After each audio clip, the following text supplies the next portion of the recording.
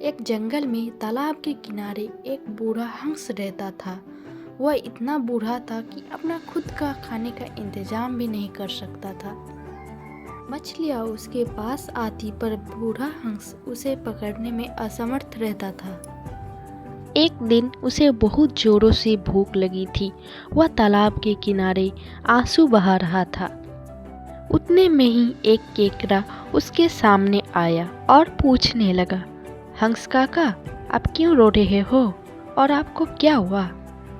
बूढ़ा हंस के दिमाग में एक आइडिया आया।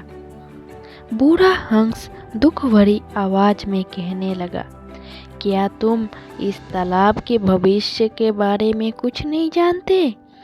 मुझे एक भविष्यकार आया था और वो कहने लगा, कुछ दिन में इस तालाब का पानी सूख जाएगा। मुझे इसी बात का दुख है और चिंता है। तभी केकड़ा कहने लगा, काका, इसका तो कुछ उपाय होगा ना आपके पास? तभी हंस कहने लगा, पास के तालाब में एक तालाब है। उस तालाब में तो सब कोई मेंढक केकड़े पैदल जा सकते हैं। मुझे इस बात की चिंता है, मछलियाँ कैसे जाएगी? सारी मछलियाँ एक साथ इकट्ठी हो गई। वे बहुत ज़्यादा चिंतित थे, पर उसे इस बात की खुशी थी कि हंस काका उसके साथ है। बूढ़ा हंस कहने लगा, मैं सभी मछलियों को एक एक करके अपनी चोंच में रखकर नदी के उस पार ले जा सकता हूँ। अगर आपको मुझ पर भरोसा है तो। सभी मछलियाँ मान जाती हैं। हंस सभी मछलियों को एक एक करके चोंच में लेकर उड़ जाता है और साइड में ले जाकर उसे खा जाता है। एक दिन केकड़ा कहने लगा, हंस काका, मुझे कब ले जाओगे?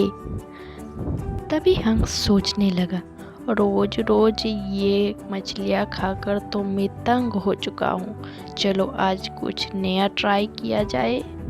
तभी हंस केकड़ा को लेकर उड़ गया और रास्ते में कहने लगा, मैं तो सारी मछलियों को खा चुका हूँ।